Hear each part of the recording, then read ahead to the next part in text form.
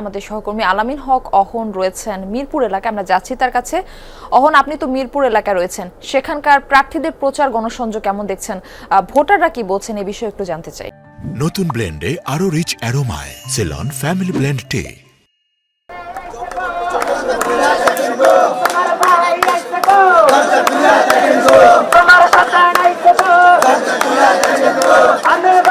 প্রার্থী এবং আমি যদি সেই দৃশ্য সরাসরি দেখাতে চাই, এই এলাকায় মূলত এখন যেখানে প্রচারণা চালাচ্ছেন এই এলাকার ধানের শীষের প্রার্থী নিম্ন আয়ের মানুষেরই বসবাস বেশি, এইসব মানুষের জীবনমান উন্নয়নের জন্য নানান প্রতিশ্রুতি দিচ্ছেন এবং ভোটাররা একই কথা বলছেন যে এই স্বাধীনতা পরবর্তী সময়ে যারাই ক্ষমতায় এসেছেন সেই প্রতিশ্রুতিগুলোই দিয়ে যান, সেটি বা কতটা বাস্তবায়ন হয় সেই প্রশ্ন তাদের। এবং একই সঙ্গে এও বলছেন এইভাবে যদি চলতে থাকে, অর্থাৎ শুধু প্রতিশ্রুতি দেয় বাস্তবায়ন কেউ করে না, তাহলে বাংলাদেশের ভাগ্যের পরিবর্তন বা কতটা হবে সেটি নিয়েও তারা সন্দিহান। একই সঙ্গে প্রার্থী কিন্তু বরাবরের মতোই বলছেন যে তিনি যেসব প্রতিশ্রুতিগুলো দিচ্ছেন সেইগুলো তিনি পালন করার চেষ্টা করবেন, অর্থাৎ প্রতিশ্রুতি এবং একই সঙ্গে ভোটারদেরও অনুযোগ রয়েছে নানানভাবে।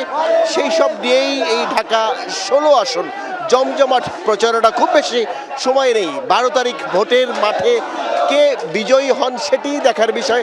তবে এখন পর্যন্ত যে সময় আছে সেই সময়ের মধ্যে ভোটারদের কাছে টানার জন্য আপ্রাণ চেষ্টা, জোর কদমেই চলছে প্রচারণা। অলি গলি কিংবা মা বোনদের কাছাকাছি গিয়ে নিজের যে সব প্রতিশ্রুতি ইশতেহার সেইগুলো তুলে ধরার চেষ্টা করছেন।